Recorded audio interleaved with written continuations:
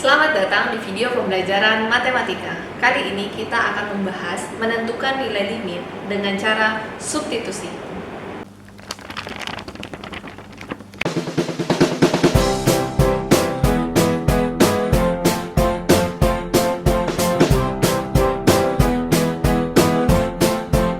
Sekarang kita akan melihat ada beberapa cara untuk mendapatkan nilai limit fungsi.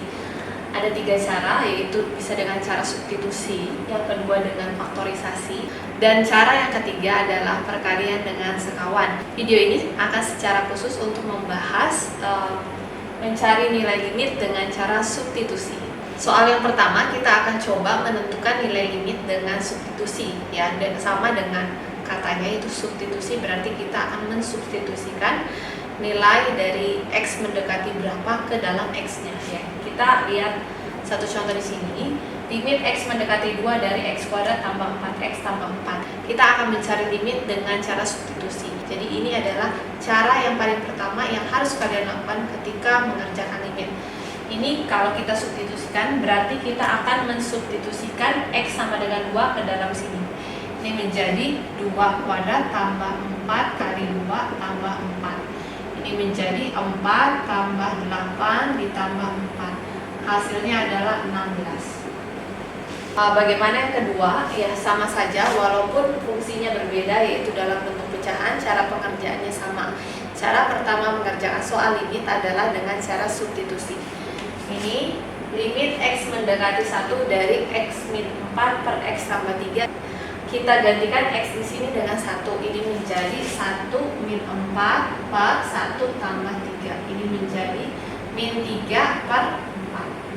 Bagaimana menentukan nilai limit fungsi yang mengandung trigonometri?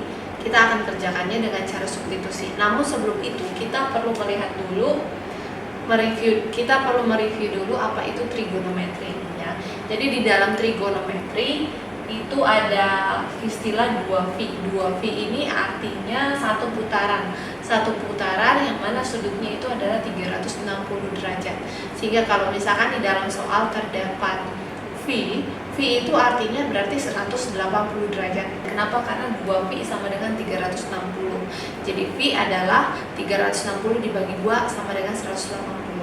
Nanti juga kalian akan gunakan yang namanya trigonometri sudut istimewa. Sudut istimewa itu adalah 0, 30, 45, 60, 90, 120 dan seterusnya. Dengan adanya sudut istimewa ini sebenarnya itu akan memudahkan kita untuk mencari nilai sin, cos, tan, dan lain sebagainya. Contoh, suatu fungsi adalah fx sama dengan sin x. Kita bisa mencari sin 0 yaitu 0, sin 30 setengah, sin 45 seper 2 akar 2, sin 60 seper 2 akar 3, dan sin 90 adalah 1. Kemudian cos x, ya.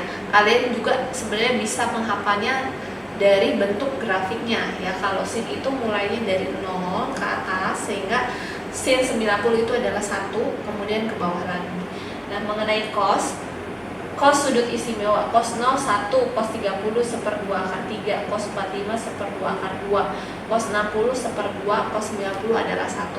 Kita bisa memperoleh nilai tangen yang lebih gampang, yaitu tangen 0, 0, tangen 30 seper 3 akar 3, tangen 45 1, tangen 60 akar 3, dan tangen 90 adalah positif tah hingga. Nah, sekarang kita akan lihat contohnya bagaimana untuk mencari nilai limit dari fungsi trigonometri dengan cara substitusi. Sekarang kita akan mengerjakan 2 buah soal dari limit fungsi yang mengandung trigonometri, ya. Untuk yang pertama, limit X mendekati V. Ingat, V itu adalah 180 derajat dari 2 sin setengah X per 3 cos X, ya. Sekarang kita akan substitusikan terlebih dahulu. Ini menjadi 2 sin setengah V per 3 cos V, ya. 2 sin setengah V, setengah V berarti setengah kali 180, 90 derajat. 2 sin 90, ya, 90 derajat per 3 cos 180 derajat. Nah, sekarang kita ingat-ingat lagi mengenai nilai dari sudut istimewa. Sin 90 itu adalah 1, sehingga 2 dikali 1 per 3 kali cos 180. Cos 180 adalah minus 1, sehingga 3 kali minus 1. Ya, ini menjadi 2 per minus 3 atau sama dengan minus 2 per.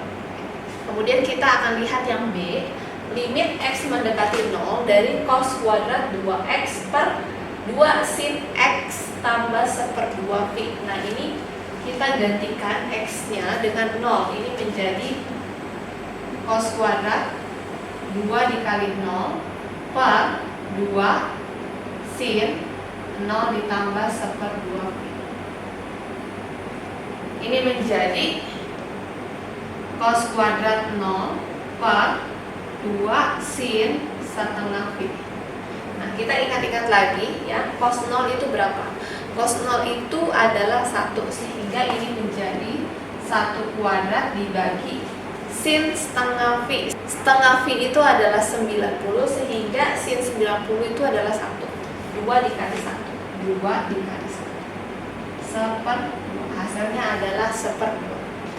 Demikianlah video pembelajaran menentukan nilai limit dengan substitusi. Jangan lupa untuk terus berlatih di rumah, cari soal dari berbagai referensi, silakan latihan sendiri agar kalian bisa semakin mahir untuk mengerjakan soal matematika. Jangan lupa juga untuk mempelajari video-video yang lain. Link mengenai video-video yang lain dapat kalian temukan di description box di bawah ini.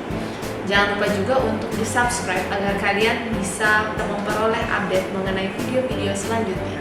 Sampai jumpa.